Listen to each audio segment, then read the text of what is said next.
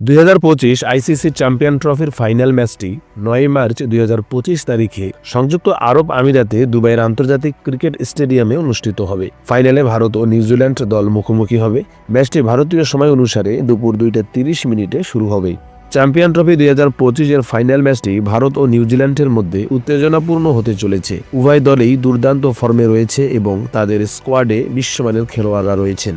Dubai আন্তর্জাতিক cricket স্টেডিয়ামের pitch সাধারণত ব্যাটিং সহায়ক হলেও স্পিনারদের জন্য সহায়ক হতে পারে, তবে রাতের দিকে শিশির পড়তে পারে, যা রান তাড়া করা দলের জন্য সুবিধাজনক হতে পারে।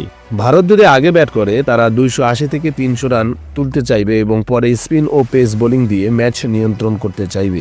যদি নিউজিল্যান্ড আগে ব্যাট করে তারা 250 থেকে 270 রান করতে পারলে ভালো প্রতিদ্বন্দ্বিতা গড়ে তুলতে পারবে, কারণ তাদের বোলিং আক্রমণ খুবই শক্তিশালী।